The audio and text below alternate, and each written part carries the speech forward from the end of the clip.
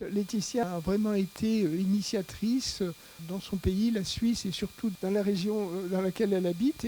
Et pour ça, elle peut nous aider parce qu'elle a connu une époque où c'était pas développé dans son pays et elle a traversé toutes les difficultés qu'il faut affronter quand on doit aborder quelque chose de nouveau et faire comprendre autour de soi qu'il y a des véritables moyens, des connaissances à avoir et des moyens qui permettent de faire face à ces situations. Pour moi, cette journée, elle doit être en lien avec votre pratique, avec vos besoins. Donc, on parlait de jeux de rôle. Je pense qu'il vous a fait peur, Daniel, en vous parlant de ça. Voilà. Mais ça va bien se passer, vous allez voir. C'est intéressant de pouvoir vraiment partir des choses concrètes que vous avez pu vivre. Des théories, des références, il y en a plein sur les TDI, sur l'accompagnement, sur les soins palliatifs. Non, c'est comment on met tout ça ensemble pour pouvoir fonctionner au mieux et s'adapter dans les situations qui sont parfois complexes. Donc, moi, je me suis spécialisée. Je suis une chose un tout petit peu bizarre. Vous allez voir un peu un medley de plein de choses. Donc, moi, je suis éducatrice spécialisée. J'ai travaillé 15 ans en accompagnant. Enfin, je ne sais pas si c'est eux qui m'accompagnent plus que moi, je les accompagne, sûrement. Dans la déficience intellectuelle pendant 15 ans. Et puis, malheureusement, j'ai une personne que j'ai accompagnée qui a développé un cancer. Il a 42 ans. J'étais jeune diplômée. Je ne m'attendais pas du tout à accompagner quelqu'un en situation palliative, encore moins après, en fin de vie. Je ne pensais pas que ça faisait partie du panel d'accompagnement que j'aurais à faire dans mon travail de travailleuse sociale. Donc, je l'ai accompagnée pendant 3 ans. On s'est accompagné pendant 3 ans avec beaucoup de difficultés avec les médecins, avec les infirmiers, parce qu'on ne parle pas le même langage, on va en parler aujourd'hui, avec des références qui sont très très différentes. Et après son décès, je me suis dit, ben voilà, ce qui s'est passé, c'est pas très très bien passé, j'aimerais bien changer ça là où je travaille. Donc je suis allée me former dans un CHU. En tant qu'éducatrice, j'étais la 2e en Suisse à me former en soins palliatifs, ça n'existait pas à l'époque, c'était en 2001. Et puis, j'ai essayé de comprendre. Déjà, j'étais entourée d'infirmiers, de médecins, de psychologues, avec un langage différent du mien en tant que travailleuse sociale. Donc, je me suis formée pendant une année en soins palliatifs. Et puis après, j'ai développé dans l'institution dans laquelle je travaillais, j'ai développé tout un accompagnement des situations palliatives dans le milieu de la déficience intellectuelle, vraiment dans mon institution. Puis au bout d'une année, je me suis dit, c'est super. J'ai mis en place plein de choses dans mon institution. Et les autres personnes avec TDI de mon département, qu'est-ce qu'on en fait? Donc je suis allée à l'État, un petit peu, de façon un peu, j'étais un peu gonflée, je ne sais pas si ça se dit comme ça en France, oui. Enfin, voilà. Donc je suis allée au département de la santé, et puis j'ai dit, ben voilà, il y a plein de choses que vous dites dans vos magnifiques brochures, que tout le monde a accès aux soins palliatifs. Dans le milieu du TDI, ce n'est pas la réalité. Donc, qu'est-ce que vous allez mettre en place? Et là, j'ai eu beaucoup de chance de tomber sur une responsable à l'État qui avait son beau-frère en situation de handicap mental. Ça a tout changé, je peux vous dire. Sans ça, je pense que je ne serais pas là aujourd'hui.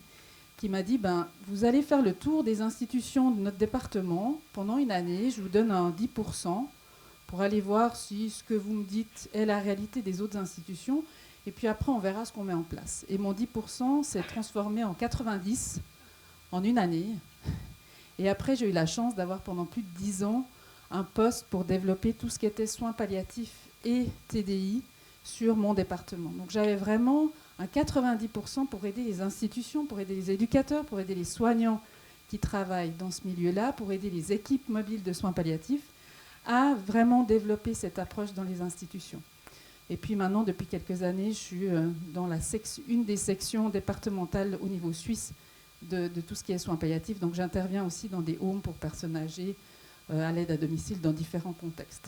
Mais voilà, ça fait plus de 20 ans que je suis dans ce milieu, que je suis un petit peu quelque chose un mélange entre une travailleuse sociale, mais qui est toujours entourée de soignants, et qui essaye de montrer que c'est possible de travailler ensemble, mais qu'il faut peut-être un petit peu se parler, communiquer. C'est une des choses que vous avez dit la plus forte.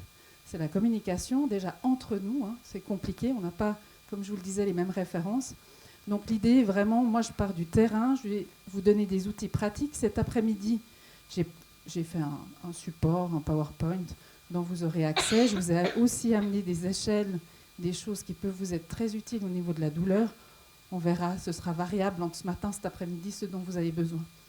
L'idée ce matin, c'était de faire des mises en situation, des jeux de rôle, parce que je pense que c'est en expérimentant qu'on est au plus proche de la réalité et qu'on trouve des pistes. Il n'y a pas de recette magique.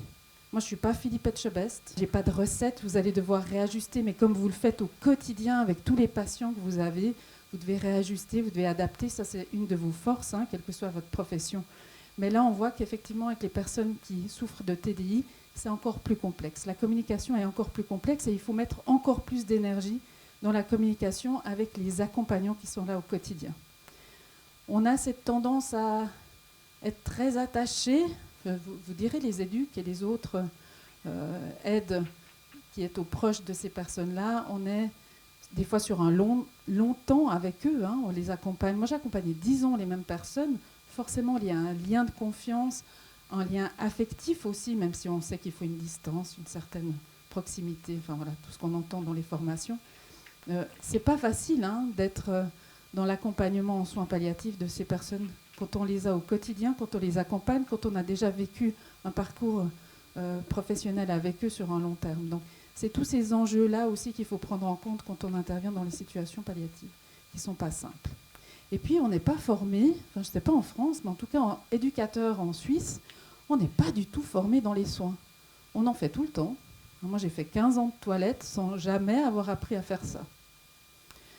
On fait plein de soins sans avoir jamais de compétences transmises là-dedans. Donc, c'est compliqué pour les éducateurs aussi. On a l'impression des fois qu'on ne sait plus quel est, dans les situations palliatives, notre vrai rôle d'accompagnant, d'éducateur ou d'aide. Donc c'est comment est-ce qu'on peut retrouver son rôle aussi dans ces situations palliatives. Par rapport à la communication, quelles sont vos difficultés? Parce que c'est large la communication. Est-ce qu'en premier, vous voulez parler de la communication avec les professionnels autres que soignants, et cette difficulté qu'on peut avoir hein, entre soignants, éducateurs ou aides, on ne s'entend pas forcément, ou avec le médecin? Ou est-ce que c'est avec la personne directement? Qu'est-ce qui... Les deux. Oui, alors, on va tout faire. Hein. C'est juste voir quelle est la priorité pour vous, avec quoi vous aimeriez commencer. Avec la personne en situation de handicap. Ok. Quelles sont vos difficultés? Quel exemple de difficultés vous avez eu, ou vous avez actuellement, ou vous vous posez comme question dans cette communication? Que je puisse voir quelle mise en situation on va faire ensemble. Oui. Moi, par rapport à la compréhension de l'autre, c'est compliqué de savoir si l'autre a compris ce que vous voulez lui transmettre ou pas, en fait. Moi, c'est ma difficulté première. Quand je parle, je ne sais pas s'il m'a comprise, en fait. Et c'est vrai qu'en plus, quand on rajoute à la déficience intellectuelle, il faut bien sûr utiliser les bons mots, mais on ne sait pas leur compréhension et leur attention aussi, parce qu'il y a souvent derrière quand même un déficit de l'attention chez ces jeunes. Oui. Oui. Et moi, ce qui me pose problème, c'est ça, parce que des fois, quand on me retranscrit des choses que je leur ai dites... Donc, rappelez-moi votre fonction. Moi, je suis infirmière et maman d'enfants TDI. Donc, si vous voulez, j'ai un petit peu les deux casquettes aujourd'hui. D'accord. Parce que je suis confrontée au quotidien avec mon fils, qui a maintenant 20 ans, ouais. Et avec d'éventuels patients ou familles. Ouais. Alors, effectivement, la difficulté de la compréhension, hein, de savoir ce que la personne a compris, ça, c'est quelque chose en tant qu'éducateur qu'on se pose toutes les secondes, je pense, quand on accompagne quelqu'un. On ne sait jamais si la personne a bien compris. On peut avoir des signes parce qu'on connaît bien la personne, qu'effectivement, elle a compris ou plus ou moins. On a des gens aussi qui souffrent de TDI et qui sont extrêmement forts à vous faire croire qu'ils ont compris, mais qu'ils n'ont pas compris. Donc moi, j'ai des personnes qui arrivent à reformuler, parce que c'est une des techniques de communication, hein, c'est demander que la personne reformule ce qu'elle a compris. Elle va vous reformuler ça tip-top, hein, impeccable, mot à mot, vous dites elle a très bien compris, et vous avez l'éducateur ou l'aide à côté qui va dire mais elle n'a rien compris. Elle vous répète. Donc savoir ce qu'ils ont perçu, compris, jusqu'où ils ont compris, c'est difficile. Moi, je ne suis jamais sûre de rien. C'est un monde qui est assez extraordinaire, mais déroutant. C'est qu'on peut être sûr de rien. Je vous rejoins totalement. Et ça, vous le savez encore plus en tant que maman, je pense. Donc voilà, vous avez la double casquette parce qu'en tant que maman, on sait aussi qu'on gère absolument rien. Voilà. Donc là, c'est une difficulté. Maintenant, c'est quelle stratégie vous avez, quels outils vous utilisez, comment vous utilisez aussi les professionnels qui connaissent la personne. Comment ça se passe quand vous intervenez auprès de personnes souffrant de TDI? Comment est le lien avec les professionnels qui les accompagnent au quotidien?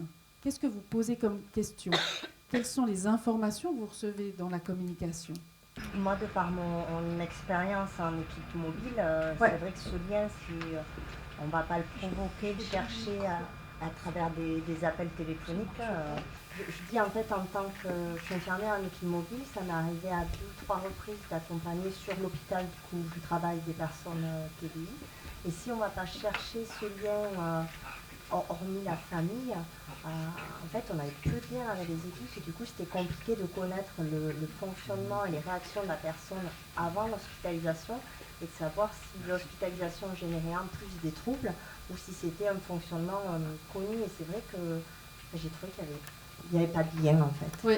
Et ça, c'est dur. Alors, je pense que c'est des personnes clés, les personnes qui sont au quotidien, que ce soit la famille et ou les travailleurs qui les accompagnent au quotidien. Si vous n'avez pas en lien avec eux, vous êtes complètement perdu. Je vous montrerai un outil qu'on a créé, c'est pas pour rien qu'on l'a créé cet après-midi. C'est un outil qui vous dit, s'appelle la photographie du comportement habituel de la personne en situation de handicap. On n'a pas trouvé plus court comme titre, mais voilà. C'est vraiment une photographie des comportements habituels de la personne pour que n'importe qui puisse accompagner cette personne sans la connaître ait déjà des points de référence, dont la communication. Vous parliez de communication, votre voisine derrière. C'est clair qu'il faut savoir, est-ce que la personne comprend un langage simple, un langage complexe? Est-ce que c'est au niveau juste des mots, dire déjeuner ou tu vas déjeuner maintenant ou on va faire une prise de sang? Pour certains, on va faire une prise de sang, déjà le on sait qu'on doit le mettre de côté, mais on n'y arrive pas souvent. Et puis c'est déjà trop long. Donc ça, vous devez impérativement avoir les informations sur la communication. Je vais embêter Marc, mais moi, ça m'hérisse le poil, là, tout d'un coup, quand je vois personne non communicante. Alors je sais que ce n'est pas lui, parce que ça se retrouve partout. Pour moi, il n'y a pas de personne non communicante. Ça n'existe pas. Non communicante verbalement, oui, il y en a plein.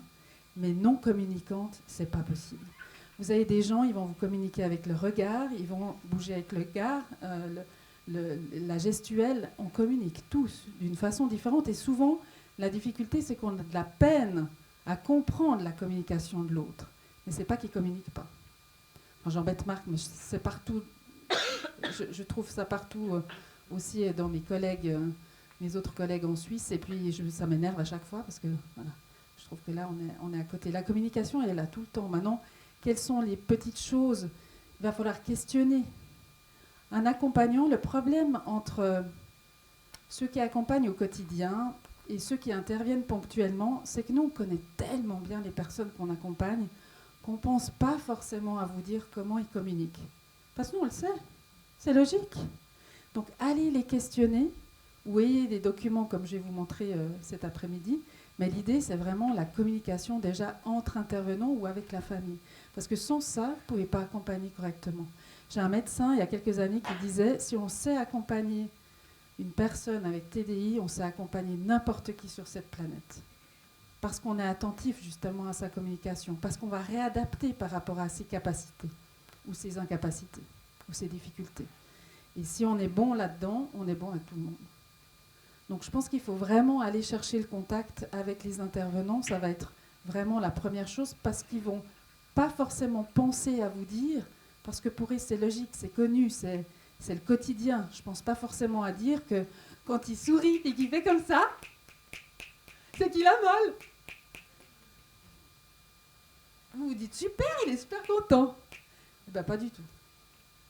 Donc l'interprétation que vous aurez aussi, elle va vous biaiser. Bien souvent, on se trompe dans le milieu du TDI, c'est qu'on va attendre des signes clairs. J'ai mal au ventre, on verra quand on parlera de la douleur. J'ai mal à la tête. Ça ne se passe pas comme ça dans ce monde-là. Il faut aller chercher. L'autre jour, j'ai un monsieur avec TDI, il avait une fracture du col du fémur. Je pense qu'il a couru plus vite que moi. Des trucs improbables. On va voir des choses improbables dans le milieu du handicap mental ou de la déficience intellectuelle. Donc si vous dites il marche, c'est que ça va. Ben non, vous allez passer à côté. Donc c'est comment savoir comment est la personne, on le verra un peu plus tard, mais comment ses habitudes, comment elle réagit, comment elle communique, qu'est-ce qu'elle nous dit par ses gestes, par son langage non verbal, par ses mimiques, qui sont des fois complètement l'inverse de ce qu'on peut imaginer, pour pouvoir déceler d'éventuelles douleurs ou d'éventuels autres symptômes ou un inconfort. Donc la communication, vous avez dit des difficultés pour savoir si la personne nous comprend, ou voilà. Qu'est-ce qu'il y aurait d'autre? Qu'est-ce que vous aimeriez mettre en scène? Oui. Nous, on est en difficulté. Moi, je suis infirmière sur l'équipe mobile ici. Et c'est notamment sur les annonces, nous, sur ces temps-là, c'est jusqu'où on peut aller avec une personne vulnérable, en fait, dans ce qu'on va lui dire. Dans une annonce de cancer, d'arrêt des traitements, etc. Sur les mots qu'on utilise et jusqu'à où on va aller, est-ce qu'on va répéter, est-ce qu'on va... Voilà, c'est comment... Dans quel mot on utilise et... Voilà, sur une annonce qui va être forte, en fait, d'arrêt des traitements, par exemple. Est-ce qu'on joue ensemble, ça? Ça, peut-être pas. Ah oui, allez. Alors, l'idée, c'est pas de juger. Moi, je vais faire la personne avec TDI, parce que je fais ça très bien, vous allez voir. Mais je suis une gentille, hein, j'ai pas d'agressivité et tout ça, donc voilà. L'idée, c'est qu'on le joue. C'est pas de regarder ce que fait votre collègue, de dire elle fait juste ou elle fait pas juste, c'est pas cette idée-là. C'est de voir qu'est-ce que ça vous fait, puis comment est-ce que vous ressentez ce que vous voyez là comme scène. Puis après, on verra quelle stratégie on peut avoir dans ces moments-là. Je sais que vous n'allez pas le faire comme vous le feriez dans la réalité, parce que c'est une mise en scène, parce que voilà. Donc l'idée, c'est vraiment pas d'analyser, et les retours que je vais vous demander, ce sera pas de dire « Ah ben moi, j'aurais fait comme ça », parce qu'autrement, vous allez venir sur scène, puis faire votre façon. Donc ça va durer très longtemps, la journée, on va finir à 22h ce soir. Mais c'est plutôt de se dire, voilà, qu'est-ce que vous percevez, qu'est-ce que vous ressentez aussi. On a de la peine en tant que professionnel, et ça, quelle que soit la fonction, de dire « Waouh, là, ça m'a touché. Là, ça m'a énervé. Là, ça m'a rendu un petit peu... ça m'a tendu. » Donc l'idée, on va jouer ça, puis après, on va un petit peu débriefer. OK? En sachant qu'il n'y a pas de recette. Hein. Là, c'est une situation. La situation, le lendemain, même problématique, même cancer, même annonce, même... C'est une autre personne, c'est un autre contexte. Voilà. Donc venez avec moi, on va jouer. Est-ce que normalement, vous avez quelqu'un de la famille ou... La plupart du temps, il y a quand même un accompagnant, soit quelqu'un de la famille, soit quelqu'un du lieu où on vit. Le micro. Pardon, normalement, il y a quelqu'un qui accompagne toujours ces personnes-là, soit quelqu'un en effet de la famille ou quelqu'un de l'endroit où il vit, en fait. Ok. Voilà. Est-ce que quelqu'un veut venir jouer la famille ou l'accompagnant? Ouais, top, merci. En sachant que là, je vous montre une possibilité, hein. Je ne résume pas, chaque personne ayant un TDI est différente. Je vais faire une personne possible. Voilà. Donc nous, on se connaît ou on se connaît déjà? On ne se connaît pas? On ne s'est jamais vu? Oui, si, on s'est déjà vu parce qu'on a commencé à vous accompagner déjà depuis l'annonce, en fait. Parce que souvent, dans ces situations-là, des situations complexes, on accompagne les oncologues dès le départ, en fait. D'accord. Voilà. Et donc, du coup, vous êtes... Ouais, c'est ma maman d'amour. Comment s'appelle meuf? C'est Katia. Bonjour Salut, Katia. ça va? Bien. Oui. Et vous? Oh, t'es chou, toi. Merci, c'est gentil. Comment est-ce que vous allez? Comment est-ce que ça va? Ah, super, super. Ça va bien? Ça va super, hein? Bon, est-ce que vous savez pourquoi Est-ce que ça va super ou pas? Ça va super. C'est vous qui Maman, me dites. ça va super ou pas? Ça va aller, on va voir. Ça va? Ah, ça va aller. Est-ce que vous savez, Katia, pourquoi on se voit aujourd'hui? Vous savez pourquoi on se voit aujourd'hui? On va boire un café après. Alors, non, aujourd'hui, on se voit avec le docteur. Et aujourd'hui, on va pouvoir reparler. Oh, le beau docteur! Oui, le beau docteur. Ouais. Le beau docteur, j'aime Ouais. bien le docteur. Tu sais, maman, j'aime bien le docteur. J'aime bien, oui, j'aime bien. On se voit ensemble aujourd'hui avec le docteur pour pouvoir rediscuter de votre maladie. Je suis pas Hein, malade, de moi, votre- pas malade, maman. Moi, je suis pas moi, ça va bien. Ça Non. va, toi? Vous êtes déjà venu plusieurs fois Ouais. pour parler de votre cancer. Ça va, toi? Ouais. Tu vas bien, toi? Oui. Oui, tu vas bien. Voilà, donc on voulait se revoir aujourd'hui parce qu'il y a eu l'imagerie il n'y a pas longtemps. Et on devait rediscuter de ça aujourd'hui. D'accord ? C'était la photo. Quelle photo ? La photo. Elle a pareil. Ça faisait vous, comme ça. C'était ça ? La photo, t'as dit ? T'as fait la photo ? Non, c'est pas la photo. Ah, c'est pas la photo. L'imagerie, ah oui. La photo ? Oui, la photo, tout à fait. L'imagerie, la photo. La photo. Oui, on a fait la photo, exactement. Voilà. Et cette photo, on l'a fait il y a quelques jours et aujourd'hui, on doit en discuter ensemble de cette photo. Elle n'est pas belle, il faut faire la photo de nouveau, elle n'est pas Alors, belle. Hein. Cette photo... Moi, j'aime pas, Ouais. ça faisait poum. Et ouais. Pas aimé. Bon. Non. Alors, cette photo, On va boire aujourd'hui, le elle nous dit des café choses. maintenant. On va aller boire le café. Ouais. On va essayer que ce soit pas trop long. D'accord, Katia ? Ouais. Mais il faut qu'on discute aujourd'hui de cette photo que vous avez faite. Hein, et de la maladie qui est là. Pas belle, la photo. Non. T'as du souci, maman ? Non, t'as pas de souci, maman. On va laisser parler le docteur, peut-être, entendre ce qu'il a à nous dire, d'accord? Elle a peur, maman, le souci, maman. Bon, aujourd'hui, nous, ce qu'on voit... Vous êtes inquiète, Katia ? Elle a peur, maman. Pas bien, maman, elle est pas bien, maman. Bon. En effet, là, si on se voit, c'est que la maladie, aujourd'hui, là, qu'on a vu sur la photo, elle grandit un petit peu. Ça Ah non, on évolue, veut pas, elle moi. grandit. On veut pas la maladie, moi. On veut pas, hein. Maman, je veux pas la maladie, moi. Moi, je Vous avez moi, pas veux envie pas. d'en discuter ? D'accord? Après, on va prendre les médicaments, ça ira mieux, d'accord? Il y a la maladie, hein, il y a les Non, médicaments. j'aime pas les médicaments, ils sont pas bons. Il y a les médicaments, même s'ils sont pas bons, on va trouver des choses, hein? On écoute le docteur. Vous vous souvenez, Katia, que vous preniez des médicaments ? Mais j'aime pas. Ah là. Ils sont pas bons, père. Oui, les médicaments. Elle n'aime pas les médicaments. Bon. Oh non.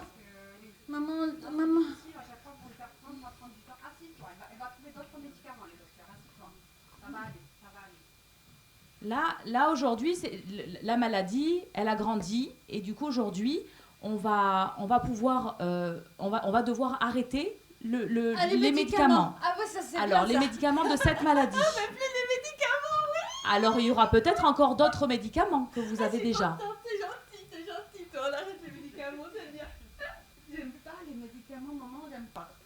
Non. Mais si on arrête les médicaments, ça veut dire quoi? Ça Alors, veut dire ça va. Ça veut dire va.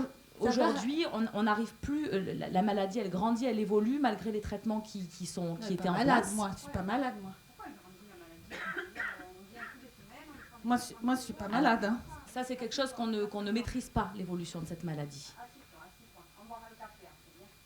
On boit le Oui, café. c'est compliqué. On boit le café. On peut pas lui donner un café comme ça, peut-être. Si, bien sûr. Vous avez envie de boire un café ? Oui, un café. Avec un chocolat. Avec un chocolat, Chocolat. bien sûr. Comme ça, tu bois ton café, toi, avec le docteur, on te Oui. d'accord?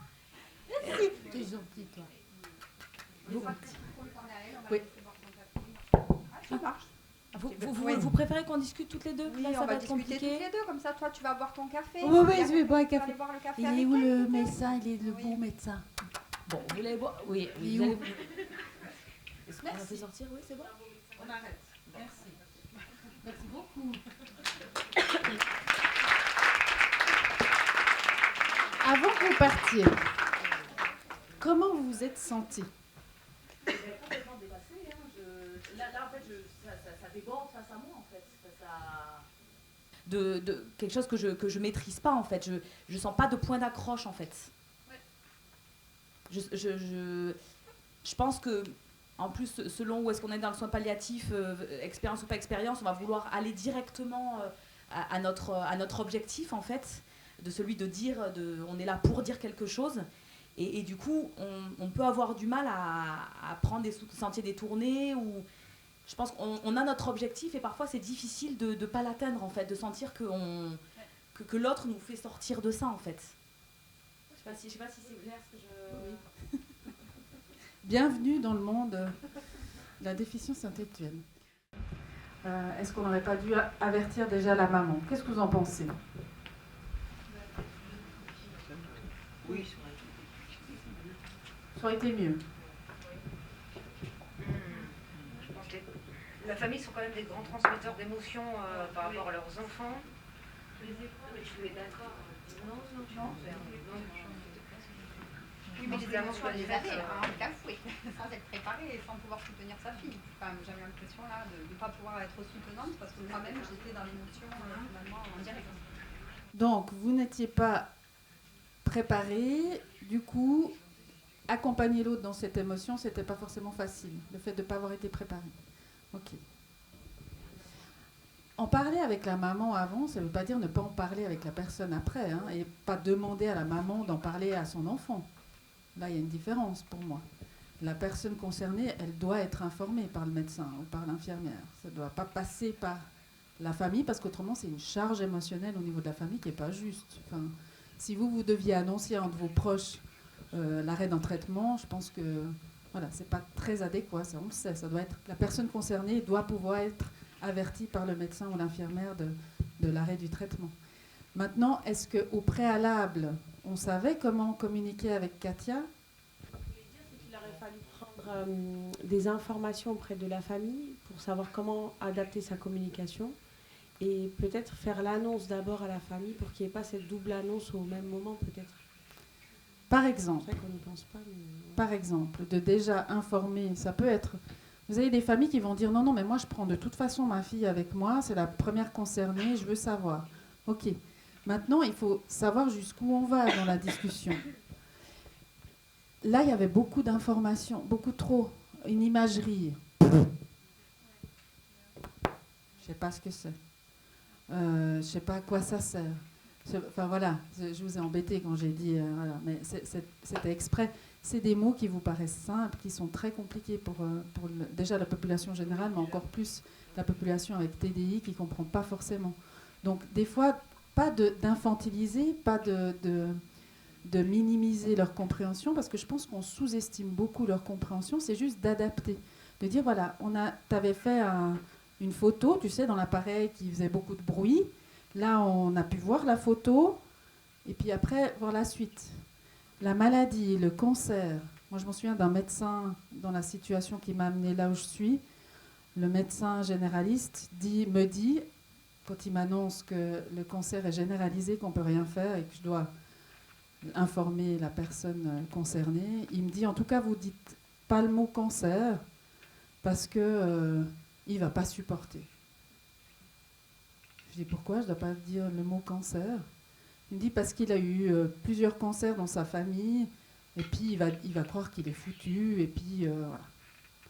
Je dis, mais alors je vais lui dire comment ? Parce que moi, je vais lui donner des médicaments, je vais le soigner, je vais l'accompagner à des examens, enfin, je ne vais pas juste lui dire, t'as un petit rhume, ou une grippe.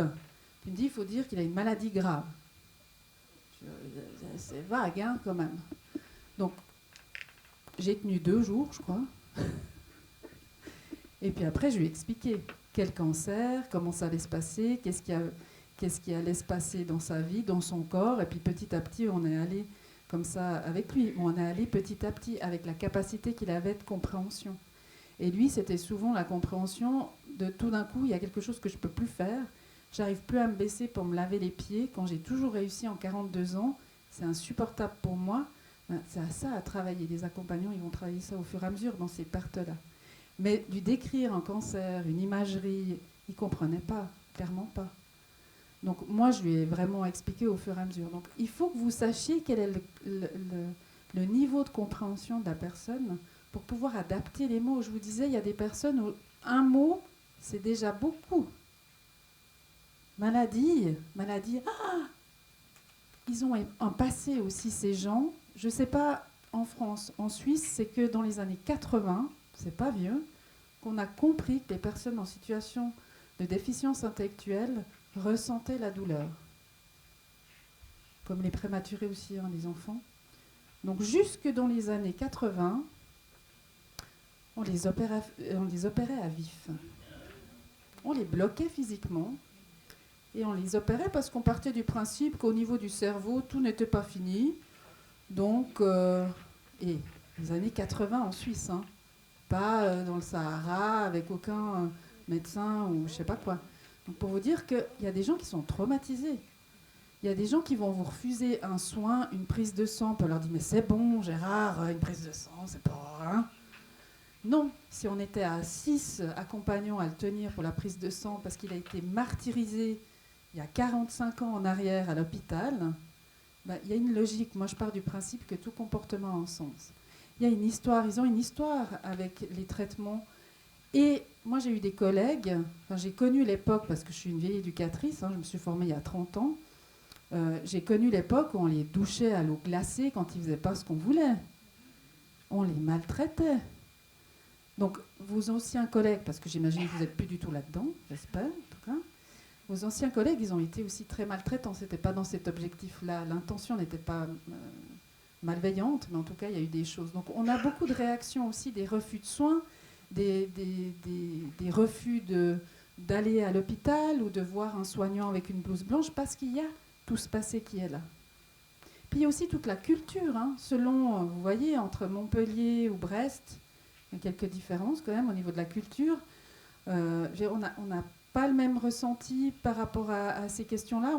On ne nous a pas dit la même chose aussi en tant qu'enfant. Si vous tombiez et qu'on vous disait c'est bon, relève-toi, c'est rien, voilà, ça a un impact sur comment vous allez vous exprimer. Donc tout ça va avoir un impact sur la communication que les personnes avec TDI vont vous transmettre ou pas. Donc ça, il faut savoir ce parcours-là. Des fois, on n'a pas l'information parce que les écrits, les vieux écrits, si c'est des personnes avec TDI qui ont plus de 40 ans, on a de la peine à retrouver un peu l'historique. Mais il faut vraiment que vous puissiez savoir c'est quoi ses moyens de communication, qu'est-ce qu'il peut comprendre, est-ce qu'il lui faut un temps pour vous répondre, parce que vous avez des gens aussi qui vont mettre peut-être 7-8 minutes à vous répondre. Puis nous, on a tendance à dire s'il ne répond pas tout de suite, c'est qu'il n'a pas compris. Non, il faut vraiment du temps pour comprendre la question. Mais si votre question est trop complexe, ils vont décrocher tout de suite, puis ils vont vous répondre à côté. Ça va si on fait l'imagerie? Oui, j'adore le chocolat. L'image du chocolat, c'est joli. Donc ça, il faut que vous puissiez au préalable, quand vous annoncez une mauvaise nouvelle, vous annoncez un arrêt de traitement, la mise en place d'un traitement, il faut réfléchir au préalable, soit avec la famille, soit avec les accompagnants. Comment est-ce qu'on va annoncer ça? Sous quelle forme? Et puis, il faut aussi que vous preniez quelqu'un de l'entourage, que ce soit la famille ou l'accompagnant, parce que lui va devoir répéter des choses par la suite. On sait déjà, sans TDI, qu'on ne comprend pas l'information du premier coup. Dès qu'on a une émotion, nous on part du principe émotion égale confusion. Dès que vous êtes dans l'émotion, vous êtes confus. Donc l'idée, c'est vraiment de se dire, il faut après que les proches, que ce soit les accompagnants ou les parents, puissent redonner l'information avec les bons mots, les mots qu'on a utilisés. Et pas chaque éducateur qui dit un mot différent, il y en a un qui dit ta maladie elle a progressé, l'autre qui va dire ton cancer a progressé. Ah, j'ai 2 trucs, cancer, maladie. Il faut qu'on se mette d'accord avant d'annoncer, avant de faire les choses, pour que ce soit le plus confortable possible dans ces situations si complexes. Puis pour la famille aussi. Mais préalablement de dire, oui, vous aimeriez prendre votre enfant avec vous parce que vous estimez qu'il doit avoir l'information en premier, c'est lui qui est concerné. Mais moi, j'aurais besoin qu'on discute parce que j'aimerais bien lui donner l'information correctement. Alors peut-être, vous ne voulez pas que je vous dise ce qu'on a choisi de faire ou d'arrêter, mais dites-moi, comment est-ce que je peux lui annoncer? Comment est-ce que j'utilise que des mots, des phrases, des choses complexes, pas complexes? Expliquez-moi comment communiquer au mieux avec, et puis réajuster sur le moment. N'hésitez pas à intervenir, chère maman, de reformuler, ou cher éducateur, reformuler quand je suis en train de dire quelque chose pour que la personne puisse comprendre. C'est vraiment des partenaires, ceux qui sont en quotidien avec eux, parce qu'on les connaît bien, et puis on peut vous aider vraiment à transmettre ce que vous souhaitez transmettre au niveau des soins. Ça vous donne quelques pistes comme ça? Mais tout seul, face à une personne, c'est mission impossible. Et vous êtes dans l'impuissance totale, et puis vous amenez peut-être plus, vous avez vu, à un moment donné, ça m'a angoissée. Voilà, je peux amener aussi des comportements où je peux vraiment avoir des impacts négatifs, et c'est surtout pas votre objectif. L'objectif, c'est que la personne puisse comprendre et cheminer avec ça. Après, qu'est-ce qu'elle va comprendre? Ça, déjà quand je parle, moi, mon mari serait pas content si je dis ça, mais des fois quand je lui parle, je sais pas ce qu'il a compris de ce que je lui dis. Donc, entre mon intention, on sait qu'on a déjà 9 façons de ne pas se comprendre quand on parle, entre l'interprétation, ce que j'ai dit, ce que j'ai pensé dire, enfin voilà. Donc avec une personne avec TDI, c'est encore plus complexe. On n'a souvent pas de retour. Puis c'est comment est-ce qu'on peut trouver des stratégies avec les gens au quotidien pour savoir s'il a bien compris. Et pas tout de suite se dire « oh, il est dans le déni hein, », parce que ça, on met l'étiquette déni très très vite, ou il n'a pas compris, il n'a pas les capacités de compréhension. Moi, je trouve qu'on sous-estime leurs capacités, très souvent. Maintenant, si on adapte, et moi je ne suis pas Mary Poppins, je n'ai pas une baguette magique, mais il y a des fois où je fais des interviews avec des personnes avec TDI, où l'équipe éducative me dit, ou la famille me dit, il ne pourra jamais vous répondre. Puis je vous dis, je n'ai pas de baguette magique, mais c'est fou, il arrive à tout me répondre, parce que j'adapte. Je ne le connais pas, mais j'adapte. Je vois tout de suite, là, il est en train de me faire un signe, un truc qu'il n'a pas compris. Comment je sais qu'il n'a pas compris ça aussi, les professionnels qui les accompagnent ou les familles peuvent vous dire. S'il vous répond à côté, s'il ne vous répond pas, c'est qu'il n'a pas compris. S'il vous redemande 15 fois, « qu'est-ce que t'as dit? Qu'est-ce que t'as dit, maman? Qu'est-ce que t'as dit? Qu'est-ce que t'as dit? Qu'est-ce que t'as dit? T'as dit quoi? » C'est tous des signes où vous devez savoir comment communiquer. C'est la première chose, c'est la communication avec eux.